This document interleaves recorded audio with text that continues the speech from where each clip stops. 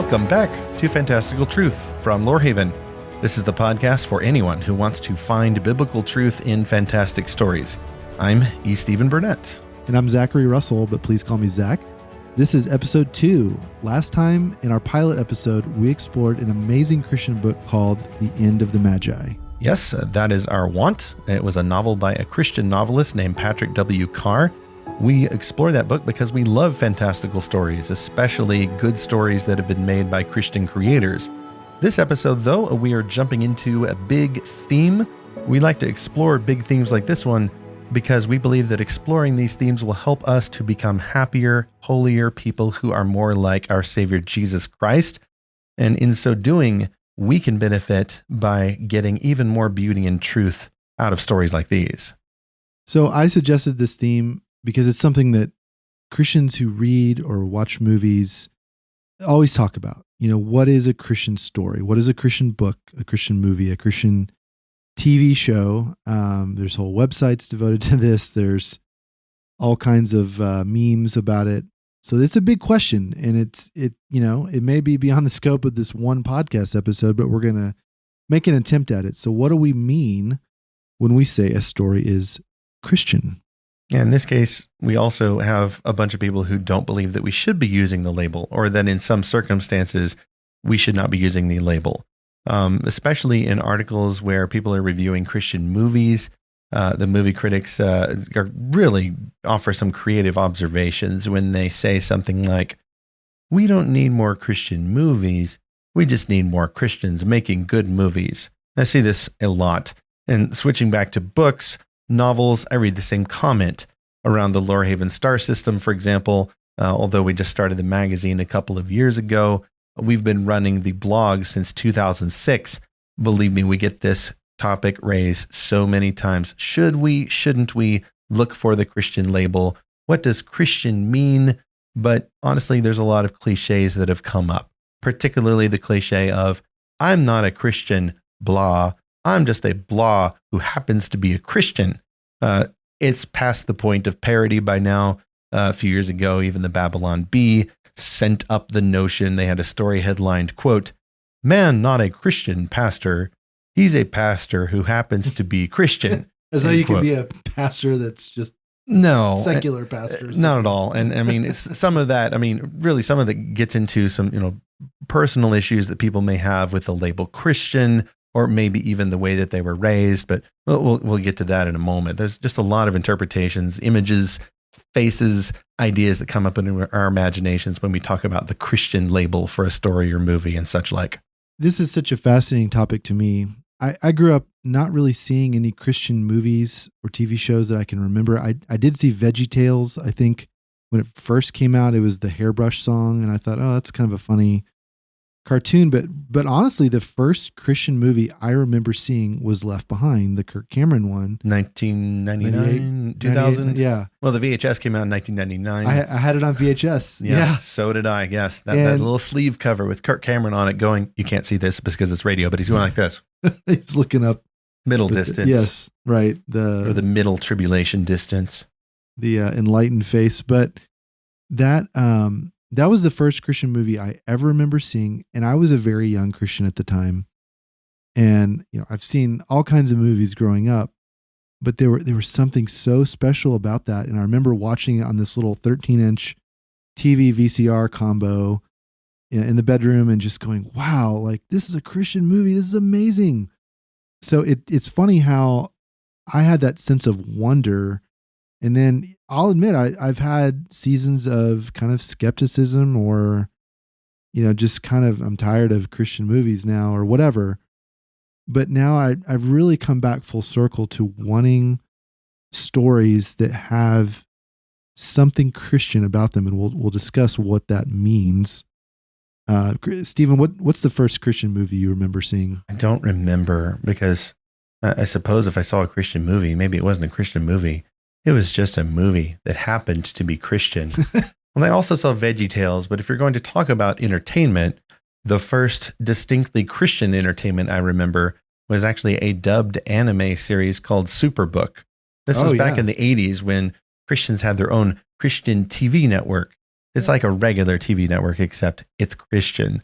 And was it a TV channel? No, it was a whole channel. Yes. Oh, wow. Yes. No. And EWTN or no, TBN that's EWTN is Catholics, and it might still be around. No, I mean now Christians have their own channel. It's called TBN. Yeah. We'll move on, but the the Superbook TV series gave me a positive connotation of something associated with the Christian label. I don't remember. I was a little kid, so I don't remember reading a lot of Christian periodicals, news sources, paper newsletters. This is pre-internet days here, describing, oh, you need to tune in your TV at 9 a.m. on Saturday to CBN and watch the Christian cartoon for children Superbook. I don't remember how it was being pitched, but I was aware early on, oh, this is a Christian thing as opposed to another cartoon series. And the connotations, the imagination I got from an early age is the label Christian doesn't automatically make something artistically horrible. It might, but it also might feature, two children and a time traveling robot going through Bible stories, which was the first fantasy / sci-fi to which I was ever exposed. So that's my positive connotation, but lots of people have a negative connotation with the Christian label, and we want to be sympathetic to them as well. And that's where, if you had more to say there, I was going to go to my concession stand here in just a moment. I think like the classic way people define a Christian story is one of two ways. It either means it must include blank, or it must not include blank. So it must include, God, or it must include a Jesus, like either Jesus in the movie or like a Jesus metaphor, or it must include a Bible verse or a conversion scene. Or a call to conversion. Yeah. Or someone praying. An altar call at the end, a scene in a church if it's a contemporary story. Or just someone picking up a Bible and reading it and getting inspired. I mean, there's a lot of films that would call themselves inspirational films, right? Because they may not have like overt Christian content. Like I've often wondered, well, this is getting a little off topic, but The Blind Side, that's Sandra Bullock about the football player. Yes. I almost think that was pitched as an inspirational film because there wasn't like an overt gospel presentation in it or something. But okay, so all that to say, a lot of people define a Christian movie as it has to include X, Y, or Z. But another definition is it must not include A, B, or C. So C for cuss words. Yeah, right. Yeah, right. Violence or gratuitous content, and whether that's visual or it's written. So I think that's what people often mean. Like either it's on the positive side, it's going to include some content from Christianity, or it's going to exclude content that Christians find objectionable. Right. No, that makes sense. And that brings us to the fact that some of these issues can become very personal, especially when we're talking about what the label means you must include or what you must not include. We're going to tap into some images, some ideas that Christians have and that we feel very personal about, because stories are powerful. They're not some trivial thing that we can dismiss as it's just a story. No, let's respect this gift that God has given us to make these works of culture, to take his creation, do a little remixing with language and words and pictures, and then call it a story. Let's respect that gift, and therefore let's admit, hey, this is powerful. This is sensitive stuff. So let's get a few sensitive concessions out of the way in this podcast on again, off again feature that I shall call the concession stand. Concession number 1, I personally am not what you would call a cultural fundamentalist. Now, if you say the word fundamentalist and you think fundamental truths, yes, I agree with those fundamental biblical truths. But when most people say that word, they're thinking of a particular idea that good Christians, it's an old idea, but it's still around here and there, that good Christians who are raised by their families or their churches or subcultures ought to view the outside world with suspicion, as if movies and TV and such are presumed evil. Or a little more optimistic, the idea is, those things may not be evil, but they're presumed neutral or at least suspicious until they somehow prove their right to exist. At the same time, even though I don't believe that view, I have different ideas of culture and how Christians look at it. I'm not what you would call, or what I would call, a hate watcher. A lot of times in these topics, when people talk about the Christian label and whether or not we should use it, people are primarily looking at this topic from what I can only term a hate watching perspective. They almost act like that reactionary perspective against fundamentalism itself. They're like, anything but that. So what they're actually doing is they're kind of taking that same posture of anything but what's in the secular world, and they're just swapping it out for anything but what's in the fundamentalist world. I think that what they're doing is they're just taking that habit of suspicion and applying it in a different direction. But I think that that habit itself can illustrate a lack of grace and also misses the point of the good stuff in that culture. For that reason, I personally don't oppose attaching the label Christian to things. I'll certainly attach it to people because the Bible does. But I also am sympathetic to people because I've been one of them. And Zach, you said that you also have that idea. I understand if people are working through that issue, if they've grown up seeing the label Christian associated with some terrible, corny movie or some really ungodly behavior or some really ungodly teaching, sure.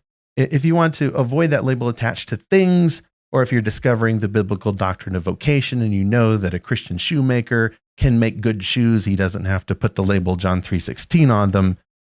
Sure, I'm with you. Let's talk. I would love to hear your experience and share mine. And, even though I think I've kind of passed through that stage, but some people do go too far and they want to avoid using the label Christian in any sense, even for a pastor or even for a person. I'm not a Christian. I'm just a person who follows Jesus. I think that's kind of, that's understandable if you got a stigma with it, but it's also something I think you do need to outgrow because the label Christian is right there in the book of Acts. There's nothing wrong with it. I don't think we should pitch out perfectly fine words because there's something we need to heal from. I think that the word Christian is a good one. Christian, by the way, literally means one who is like Christ or a miniature Christ, a person that reflects Christ. And I think that it's okay, definitely, to apply that to people. I think we need to approach this topic from a proactive biblical viewpoint rather than mainly saying, oh no, here's a big problem that we need to fix. Let's throw out a perfectly good word. Yeah, this idea of a cultural fundamentalist is very interesting because the idea of being a fundamentalist Christian, I think, is pretty well understood. To me, the simplest way I understand that is someone quoting the verse, separate ye, separate. Come out from among them and be ye separate. Yeah, be ye separate. Thank you. Got to use the KJV there. Yeah. Good old KJV. I grew up with the NIV, which I'm sure just triggered someone that's a KJV only, whatever. But the idea of being a separatist, that is a category that's not just for Christians. You see that in a lot of different movements around the world, and a lot of different religious and even cultural movements.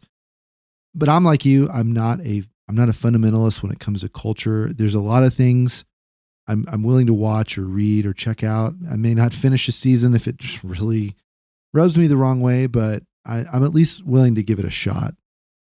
And a really good example of this, though, I was thinking about was Carl Sagan. Carl Sagan was a very polarizing person. People loved him or hated him. And where I didn't really understand a lot of this until the movie Contact came out. And then I kind of realized, oh, this is basically his autobiography, minus all the aliens contacting us and whatnot. Presumably he was not actually contacted, or was. Well, or was, yeah.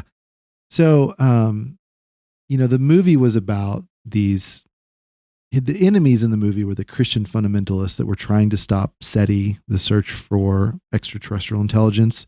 They were trying to stop this whole program to get in touch with the aliens and travel there. And that's been Carl Sagan's life experience of having that kind of clash with fundamentalists. And I remember feeling kind of in the middle of that, of thinking, well, wait a second, I'm a Christian. I'm kind of offended by his view of Christians, but then again, I'm not the kind of Christian that would just automatically reject what Carl Sagan is talking about or interested in. I may not agree with everything he said, but he's a really interesting person, great storyteller, great speaker. and I've learned a lot from him. But yeah, I wouldn't just throw the baby out with the bathwater, I guess. So that's kind of where I'm at. And as I was researching this whole idea of Christian stories, I ran across this article written about Carl Sagan from a self-avowed Christian fundamentalist. And his point was very interesting. It was all about, Carl Sagan does not believe in God. So if we read stories written by someone from that perspective, it's going to draw us away from our faith. And so I can understand the motive behind that of like, yeah, well, you don't want to invest your time and energy in things that will harm yourself and spiritually. But I guess I don't really believe that premise is what it comes down to, is that watching Carl Sagan's movie is going to make me an atheist. All right. I see the converse view when Christians, well-meaning Christians, say that we ought not have the label Christian applied to a story or a book or a movie and such. They will say that if we use that label, then it's going to communicate to non-believers that this is a bad story. It's going to draw you away from artistic excellence. Or if you're more of a doctrine cop like person, as I can be on occasion, you'll say, well, if you go into, back when we had Christian bookstores, if you go into a Christian bookstore, it's just full of a bunch of sappy devotionals and fiction that's poorly written and sometimes outright heresy. And it's all got the label Christian, and the implication there is, well, maybe we ought not use the label. Again, I think that improper use of a word or anything else does not disqualify proper use of a word. But that all goes down to how do you understand the word Christian when it's not applied to a person, but it's applied to a story or a book or an object, a creative work. For me, the definition is simple. And I try to do a little soft evangelism about this. I will say Christian story, Christian book. I would say Christian car dealership if it's owned by a car dealership, because I believe that Christians are in charge of stewarding the gospel. And if a Christian made that thing or owns the car dealership or significantly influences it in some way, then I think it's okay to use the term as a shorthand. We're not just souls as Christians, as people who are being made like Jesus. We're embodied persons. And that means because we've been entrusted with the gospel, I see that everything we touch, everything that we create or make has in some way the influence of the gospel, or at least it should have the influence of the gospel. The only exception would be if someone were a Christian who is actively trying not to have that, then, well, I'd wonder about whether that person was a Christian. But Christians behave like Christians, and the word Christian means that we're 1 degree removed from Jesus. We're a Christ-like one. And that way I see our deeds, our creative works, as being just 1 more degree removed from him. If you want to nitpick, we would say that the Christian-made book is a Christian-ian book. But why not just simplify that? I think just repeating the word Christian serves as a good shorthand to give you the idea that a Christian made this thing. So, applying it to a Christian story, I don't mean that the story has this ingredient in it, a John 3:16 or an altar call. I don't mean that the Christian story doesn't have this word or this idea in it. All I think is a Christian made the story. The Christian person made this story. If a Christian owns a restaurant, I don't mind calling it a Christian restaurant. Do we know any Christian restaurants around here? I can think of a few that have been in the news lately. But I'm assuming it's real serious. A chicken restaurant? No, just a little bit. Yeah. Chicken? No, well, all of these assume this is not just a Christian who goes to church on Sundays and, believes in 10 Commandments. No, I'm assuming a person who believes in Jesus Christ as Savior and follows the gospel. Now, what did you mean a minute ago by there might be a Christian that doesn't want to be known as a Christian? Is that what you were saying? I'm assuming a theoretical case. I don't have anyone in my head, no novelist or something. Because what came to mind there, if I can just interject. Oh, you did have someone in mind. Okay. Well, so it's more this idea that I had a friend in college that, so I was a very young Christian in college, and I'd seen that little ictus, the Christian fish. Oh, yes. Decal or whatever. That makes your car a Christian car when you put it on there. And I put it on my car. I wanted to advertise that I was a Christian because I'm like, hey, I'm a Christian.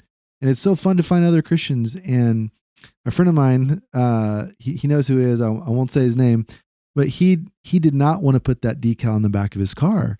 And he was actually he was older in the faith than me. We were the same age. But I remember, and I still really look up to this guy. He's a really good friend of mine. And I was like, why don't you want to put that on your car and let everyone know that you're a Christian, while you're driving down the road? And he said, because I speed. and like, I'm a really aggressive driver, and I don't want people to think that Christianity is terrible because I'm a terrible driver. And I was like, that's very interesting. And then a few years later, I had a coworker that had a similar perspective. He's like, yeah, I don't want people getting mad at me and then getting mad at Jesus because they think I cut them off or something. So I'll just put an Apple logo sticker on my car so they can just be mad at Apple. Or you could put the spaghetti monster sticker on your car. There you go. If you're a culture warrior Christian who really wants to stick it to the leftists. That is some 4D chess right there. That's some really bad, not love your enemy style 4D chess, and we do not endorse it. So I wonder if that is the motivation of some Christian storytellers who don't want their movie, their music, their book to be called a Christian story because they think, well, I'm not the best Christian. I don't want to lead people astray. So I better not call it that because then they'll get the wrong idea about Christianity. That's a good positive read on that motive I hadn't thought about. Except at least the stereotype I have is that you put the label Christian on it because Christians aren't supposed to criticize. If you're in church and you're doing the special on Sunday morning and they roll the cassette in the back and then you start singing along, if you hit a few sour notes, well, everyone's just supposed to say, oh, bless her heart, she means well.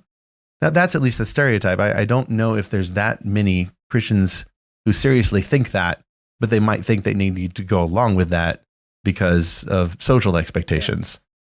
If I could go back to college, I would have said to my friend, well, maybe that's the Holy Spirit convicting you to drive better. Absolutely. So that's kind of the point of the label, is that it is meant to be that outfit. You're putting off the sinful nature. You're putting on Christ. Right. That's the whole point. Is it's supposed to make you think better about those decisions.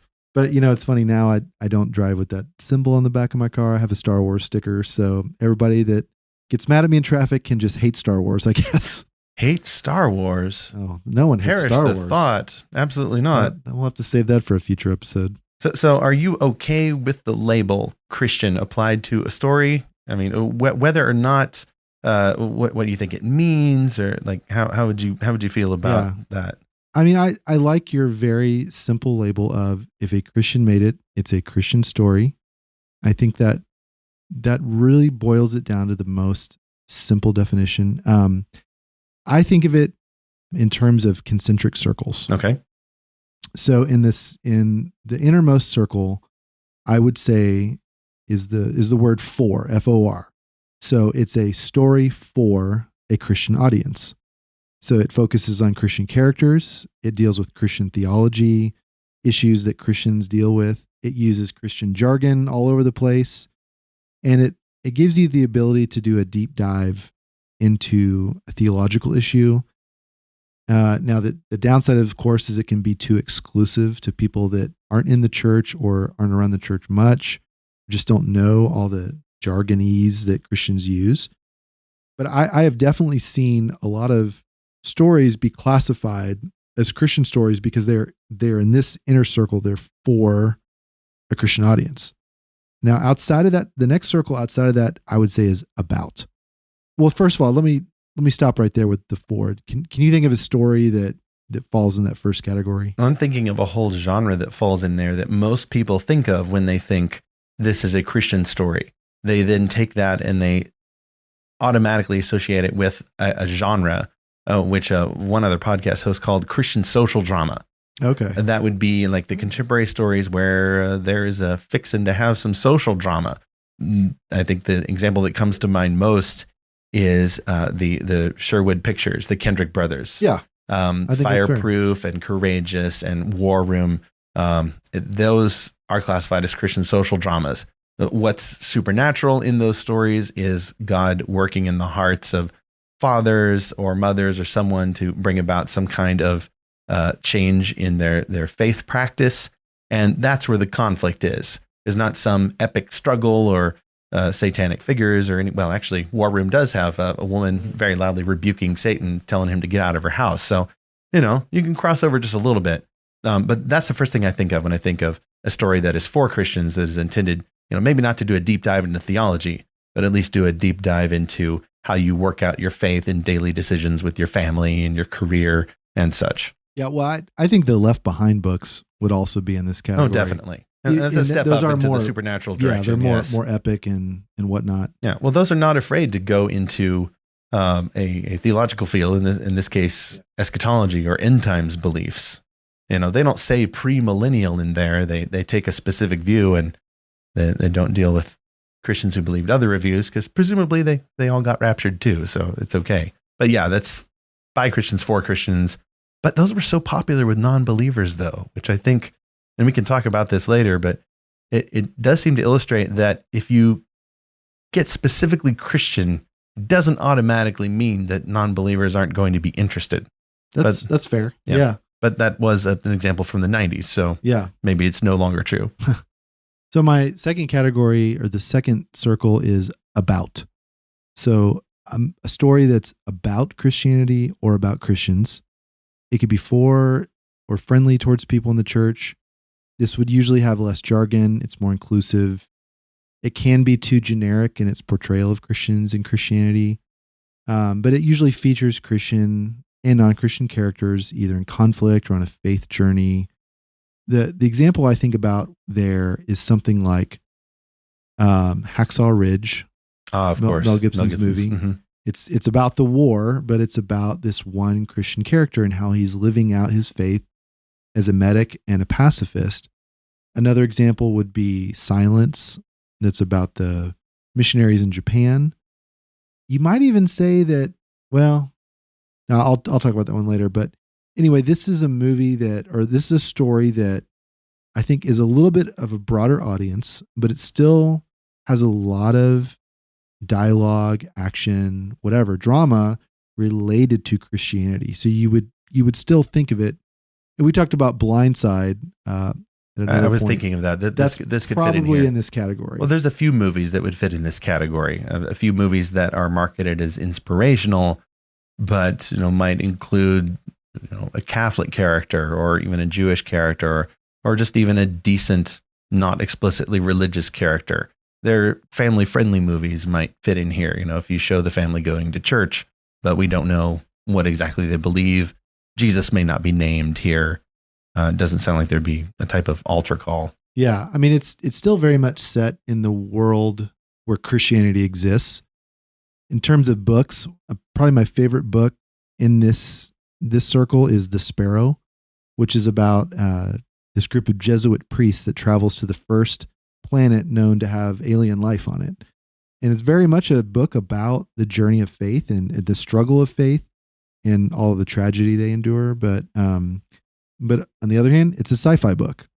And so which is it? Well, you could kind of put it in either category. So that's kind of how I put this category. The first category, for a Christian audience, it's almost like Christianity itself is the main topic, or the spiritual transformation is the main story. In the second circle, about, it's almost like the actions of a Christian, or the social drama or whatever is more the focus rather than the spiritual aspect. The spiritual aspect is included, but maybe second place. But the third category, and this is one that a lot of fantasy and sci-fi books and authors, I think, gravitate towards, is what I call like. So it's a novel that says Christianity is like this. So, and this is for an even broader audience that includes the spiritually curious, or even just the spiritually indifferent. And this is a story that is very analogy or metaphor driven or theme driven. And it can go everywhere from very extreme and obvious metaphors, or to more subtle and kind of hidden. It can go from preachy and on the nose to sort of, you're kind of confused at the end. What do you think of in this category? I'm trying to think of a few book examples I've read. Honestly, at least in your previous category, I can think of a few stories that had a lot of emphasis on the actions of the characters, but not so much on the inner life. And and as a result felt a little bit more timeless because they weren't dating themselves or going like into a particular tradition. Like in some of the Christian movies, like they're not saying, oh, everyone here is a Baptist, but it's kind of obvious. Everyone here is a Baptist. The second category, there's casserole. Right. I mean, and that really brings up the question too of denominations, particularly when people are thinking of the label Christian, if they associate it or its use with a particular denomination, then I can understand that they'd be a little nervous about it. If they've changed denominations or had trouble in a particular church. The third category here, I mean, do you think the Lord of the Rings would fit in there? I mean, no, I wouldn't. It would not. And okay. I'll tell you why in a minute. Okay, all right. Definitely Narnia. Okay. Okay. Me. Well, that would make sense because Lewis did want to, communicate a theme wrapped around images that he started with, and then, quote, suddenly Aslan came bounding in, end quote. And although, future podcast topic, Aslan is not an allegory for Jesus, he is what Lewis called a supposal, Lewis's word. Suppose that Jesus, in person, was working in a fantasy world like Narnia in ways similar to how he takes an active role shaping this world. That does make sense because Christianity is like this. Lewis doesn't have a salvation system in Narnia. There are no direct analogs to the Bible. Aslan doesn't have a storybook he passes around. It's all oral tradition, as far as we can tell, what's told in future generations about what Aslan has done. There's no Narnian church. Some Narnians are not even true followers of Aslan. It's, the allegory doesn't work if you try to push it, but it is, I would say, a novel or series, a septet of novels that say Christianity is like this. Yeah. The modern equivalent of this, the first, I guess, contemporary book I read in this category would be Ted Decker's The Circle trilogy. Well, I guess there's 4 books, but we'll just talk about the first 3 books. That series really hooked me because of a lot of the metaphorical ideas. It's about this person kind of trapped in this dream world, and there's this virus taking over the earth, and a lot of other kinds of things. And there was very direct references to God and angels, temptation, but at the same time, it was a very fantastical story that dealt with very, speculative kinds of things, very fantasy driven. It kind of blended the suspense thriller with a more allegorical recreation, because in there was an allegorical representation of the church and even a fall into sin before that. It was, not to spoil it if you haven't read it, but it is an allegorical world where, like within the span of a single generation, you have the entire narrative of creation, fall, redemption. And then I'm trying to remember if he eventually gets to restoration, but that may have been in the 4th book. The 4th category I'll talk about, the outermost circle, is the word by, B-Y. So a novel by a Christian for a wide general audience. It's not a message or theme-driven story, but the author is known to some extent to be a believer. And so this kind of gets back to what you said at the beginning, that a Christian story is a story written by a Christian. And I think there are a lot more stories in this category than we probably know about or talk about today. So that's what I love about Lorehaven magazine. It's introduced me to a lot of these stories I wouldn't have known about. So is there something right away that comes into mind for this category? Not a novel, but movies by director Scott Derrickson, who has some leftist views, which may bother some conservative Christians, of which I would classify myself as one of them. Hopefully the label doesn't give you too much trouble there either. But Scott Derrickson is a professing believer. When I listen to him being interviewed or read his material, what he believes backs that up. I think his claim to faith is sincere. And that would, by at least my definition of the label Christian, that would make Doctor Strange the only documented Marvel Christian movie so far. So you can have these amazing crossovers. I think that, for example, Andrew Stanton with Pixar Animation Studios. I believe actually when Wall-E came out in 2008, World Magazine had an interview with him. His claim to faith was not hidden. He's not going all light under a bushel basket here. These folks are leading with their professions of faith, but they're not in a way that we would associate with, say, the God's Not Dead creators who are saying, this is a movie by your term, it's for a Christian audience. Wall-E was a general story by a Christian made for a wide audience. And the Christian themes are there in that story. You have a robot named Eve. You have an Adam type figure. Yes, Wall-E. It's not a direct allegory. It's just those Christian ideas went into the ingredients of the story. You have a portrayal of human beings who are not flourishing. They've taken gifts like food and technology to excess, and they've lost touch with the planet. It's an environmental theme, but one that is, I think, based in the book of Genesis. So is it a Christian story? Yes. Is it a Christian story because those parallels are relatively simple to draw out? No. It's a Christian story, I think, because a Christian made it. And of course, lots of non-Christians worked on it too, but the director and the main writer was a Christian. I think we can call it a Christian story, and I think it fits nicely in the fourth category of your system here. Yeah, and I think what you're also getting at is that it's known to be a Christian film because the director wanted to create a Christian environment to make that film in, or just have a very Christian approach to how he treated everyone, whatever role he was in. But I would, you may disagree with me, but I would put Lord of the Rings in this outermost circle. No, as would I. Now that I've heard you describe all of it, yes. Yeah, and famously, that's the debate between him and Lewis, is that apparently Tolkien wasn't a big fan of Lewis's metaphor, use of metaphor, or reliance. Yeah. Yes. And he didn't endorse Narnia. Is that correct? I don't believe he did. No.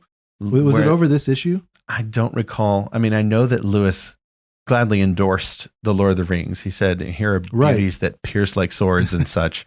It was a wonderful endorsement. It's just too bad it didn't get reciprocated. But what I understand of Tolkien, I'm sure you, listener, you might know a lot more about Tolkien than I do. You probably do.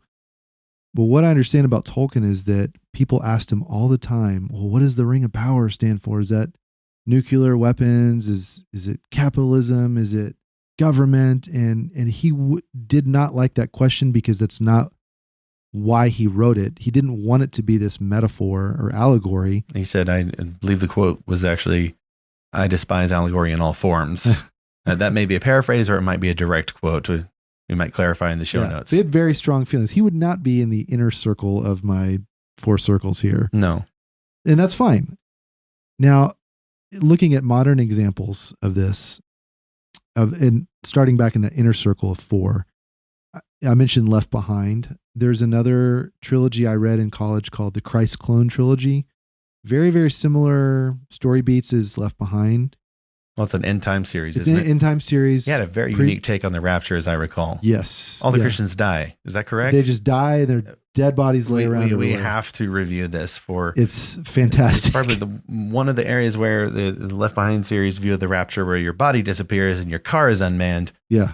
Would seem to respect the integrity of the body a little more. Raptured. Yes. Yeah. No, it's not just the spirit. Like there's actually a little bit more resurrection in that idea there. Well, and possibly it's called Christ Clone because they create a clone of Jesus's cells that were on the Shroud of Turin. Yeah. I hate it when that happens. Yeah. As you know, it happens all the time. So, and the book follows a non-Christian character for most of the story. And I won't give away the ending, but that alone makes it very interesting and very fantastical. But on the other side of the premillennial, postmillennial is The Lamb Among the Stars, which we've talked about and which we're definitely going to talk about in an episode because I love that series. And it's not really about my end times view because I'm kind of like you. I don't really have it nailed down what I think about the different eschatological views, but that series is still great in how it takes that view seriously and creates an entire story universe around it. But my point of bringing these up is that some of these are more family friendly than others. Like I would put Left Behind in the very family friendly. Lamb Among the Stars kind of in the middle. There's a lot more violence and stuff, but Christ Clone kind of at the other end. There's just a lot because again, it follows the non-Christian characters and all that stuff. But this is also to say that Christian can carry denominational, theological assumptions as well as content assumptions It gets us back to our very first divide is Christian means it includes this or doesn't include that. So I think we have to be kind of careful there. Right. Well, I noticed, for example, when you were describing your 4-point system here, you weren't making any judgments or discernments and saying, now we'll go in order from most Christian to least Christian. Right. I mean, if we go with my definition of a Christian made the thing, and that makes it a Christian thing, then there's room in the faith and in all of our creative endeavors as Christians for all of these. Right. It doesn't mean that if you're Andrew Stanton at Pixar making G or PG rated movies for general audience, that's less Christian. Christ can still be glorified consciously by the Christian creators of that story. And if you are Alex Kendrick making a Christian movie, under that label or the inspirational label or any of that for a specifically general or specifically Christian audience, that doesn't mean he's made a less Christian story. Now, you might disagree with the artistic value or even the truth content of a movie that's been marketed as Christian, but I still think it's a Christian story because a Christian made it.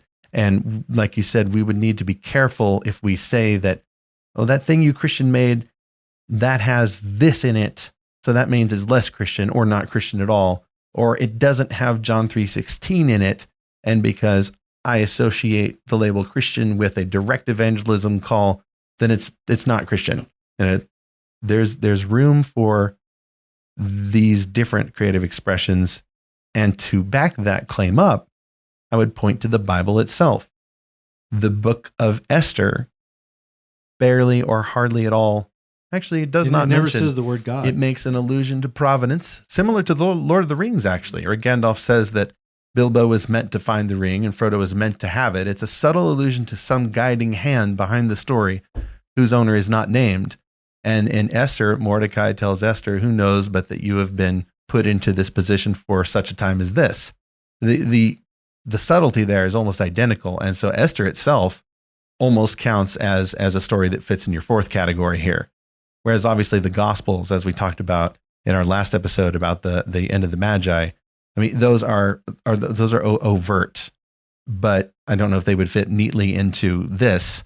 But the point is that parts of the Bible, even stories told by Jesus, if someone else told that story, it would be a secular story. Oh, right. It would seem to be. That's the very I mean, like the workers in the vineyard, like Absolutely. You could see that story being used as a political metaphor. Like I won't get into it. The people who were paid the same, even Right. though the different servants who were given different amounts for investment, and then the Right. third one just ends up burying it in the ground. Yes, I've frequently heard that used as a metaphor for economic systems. Right. Now, I wrote this note earlier. I think a lot of times what people mean when they say it's a Christian story is it advances the cause of Christianity. So, like, the purpose of it is to highlight something in the Christian experience or the Christian message or Christian values. And it's less of the point is less on the story itself or the creator of the story as much as the purpose of the story. So again, I'm like you said, I'm not really judging any of these categories, but I'm trying to understand all the different ways people define them.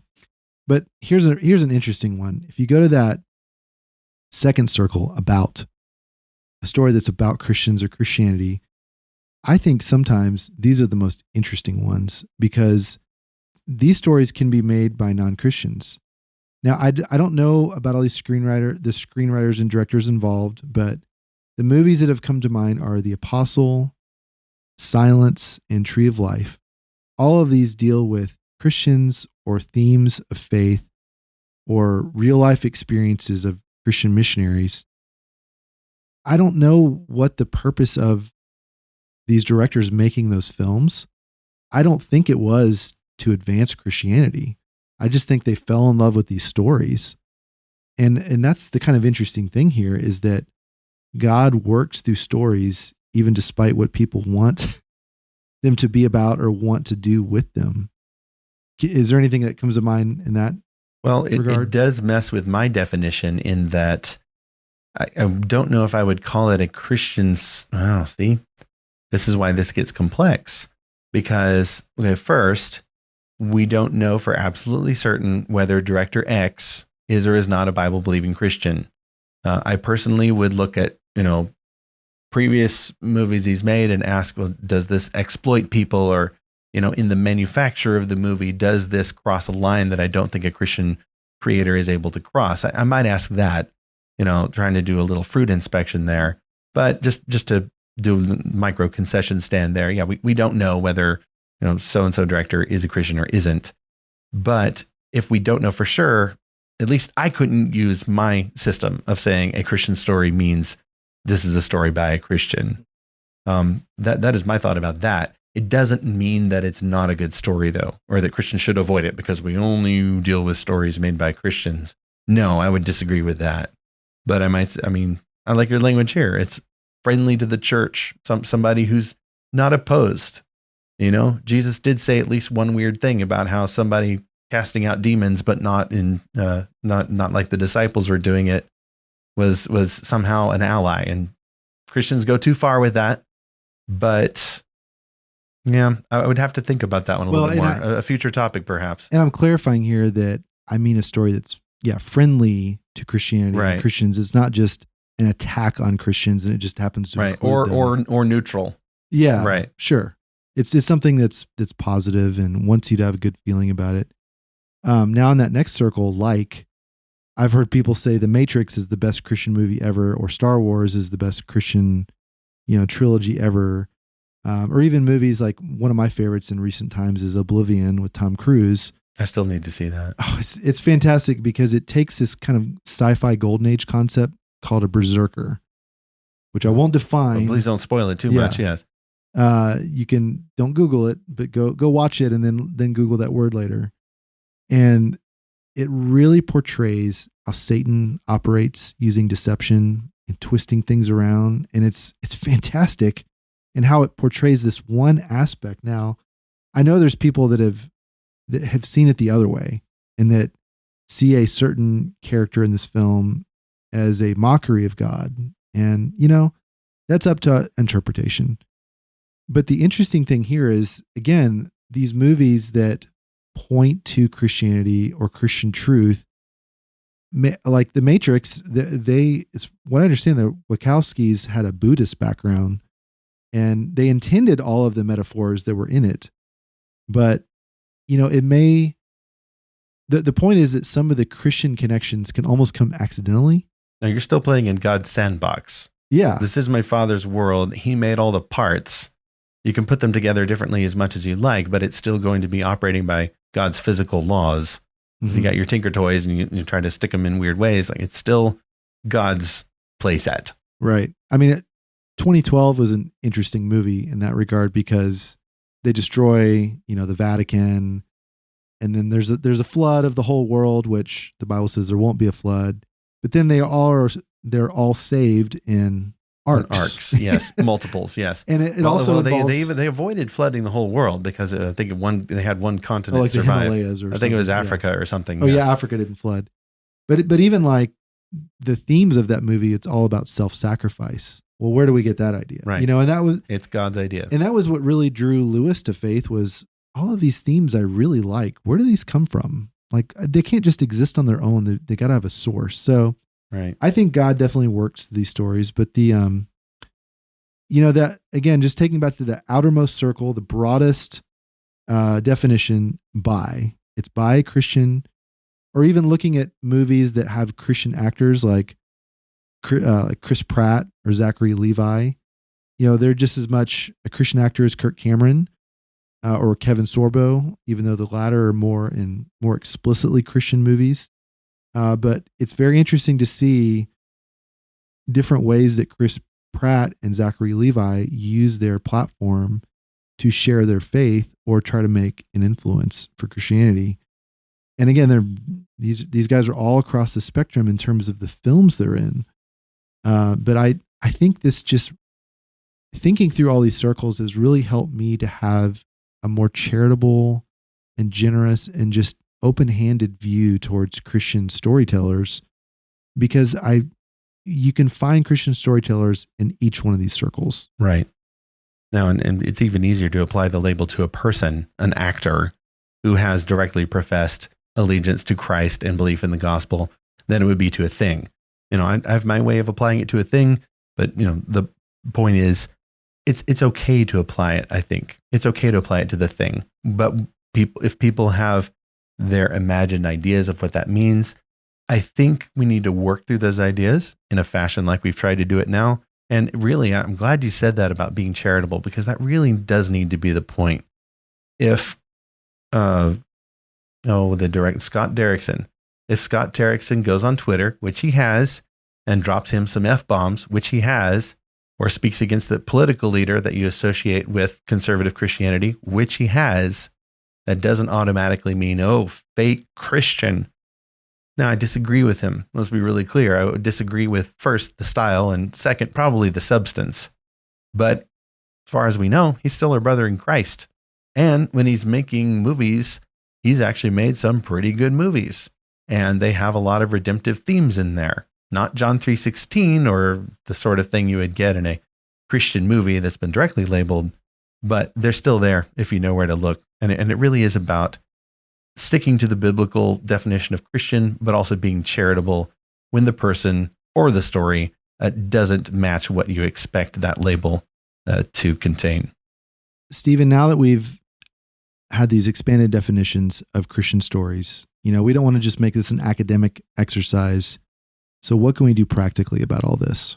Well, you did the first practical application earlier. You mentioned that attitude of charity. And I think that's the most important thing, is that especially when we encounter people who have particular ideas about the Christian label, whether or not you should use it or shouldn't use it. Let's say you meet an older Christian, someone from maybe an early generation who thinks or believes or even states outright, well, I'm not going to read that unless it's got the Christian label on it. We need to be very charitable to them. I think that if we nitpick that, or especially if we try to go too far in the opposite direction, let's say I'm a younger Christian, I've graduated from high school and I'm in college, and I'm discovering that the world is a lot bigger than I thought. And I start thinking about the church back home and how they're all up into just reading Christian books and watching Christian movies. And let's say I'm sick and tired of the label Christian. Maybe I'm still a Christian. I still love Jesus. Thank God for that. But I'm sick of the label. Why do we have to use the label? I don't want to enjoy movies that are Christian movies. I just want good movies that are made by Christians. Look, I empathize with that belief. I've shared that belief, and I still, as we've talked about, believe that good Christians can make good stories anywhere, with or without the label. But if we start nitpicking at the label, I think we reveal that we need to grow up a little bit. We need to make sure that we are showing a loving attitude to someone who's still stuck on the label. And if we have a tragic backstory, like let's say, well, I grew up and only thing I could ever listen to was this rotten music that was called Christian music, and it was terrible and it was artistically inferior and it had bad ideas that ruined me. Look, I respect that. That's a genuine tragic backstory. They shouldn't have done that to you. But that wasn't about the labeling. That was about bad product under the labeling. I mean, if you had a bad steak, doesn't mean that you're going to heal from that experience by not calling it steak. My second application there is I recognize that every group naturally has a subculture. Christians in the U.S., particularly in certain denominations or movements, like the homeschooling movement, yes, they're going to have a subculture. Everybody has a subculture of some kind. Dungeons and Dragons players have their subculture. Pokemon players have their subculture. Comic book fans have their subculture. Why should Christians be exempt? Subcultures are not evil.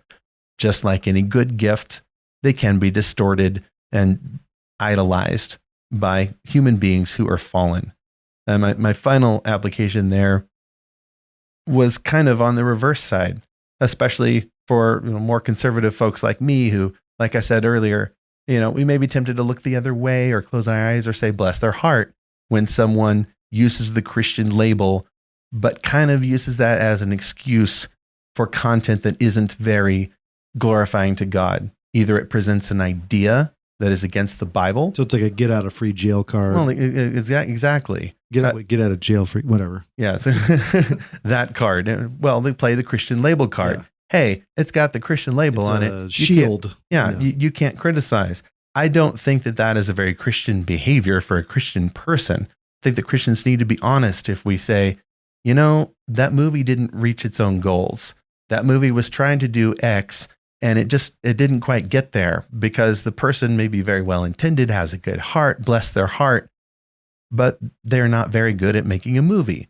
Or like, for example, on the Lorehaven blog, Speculative Faith, we will have reviews of books that we don't put these in the magazine, but we will have reviews of books or movies that we feel are not very good, you know, even if they're made by Christians. And one can be Christ-like in applying that criticism. But we do need to realize that Christians must aspire to high standards based on the gifts and calling of the creator of the work and the rational expectations of the audience. The creative work must be true, biblical, must be beautiful, excellent, and it must be good, just as God is good. Phew, that was 3 applications. You guys listening could probably think of a lot more. You probably have so many experiences with people using this label, misusing this label, avoiding this label. We would love to hear about all of your experiences based on this rather large topic. That's right. Well, this is our 2nd episode ever. So if you are listening, we would love for you to subscribe and tell a friend and give us your feedback. Go to lorehaven.com and send us your thoughts, your comments about this episode. What would you like us to talk about? What would you like to hear? Oh, guess and what, explore Zach? with us. They can also email podcast@lorehaven.com. There we go. Much easier. And if you are not a subscriber yet to Lorehaven Magazine, we would love for you to join our subscription. It is totally free to get that emailed to you every quarter. And one of our recent issues covered the book Hidden Current by Sharon Hink. And we are going to talk about that book in our next episode. And we're going to talk about the central question of that story, which is, what if dancing could control the world? What if you could dance in a certain way and magically affect the world around you? And what would you do if you had this power in your ordinary life? It's something I've thought about a lot, and I'm not much of a dancer, but I have come across this question in my life, believe it or not. So join us next time for this discussion. Yeah, we'll try not to step on too many toes, but it's going to be an exceedingly great topic. We may even have a guest with us as well. Thank you so much for listening. Godspeed. And thank you as well for joining us to seek and find fantastical truth.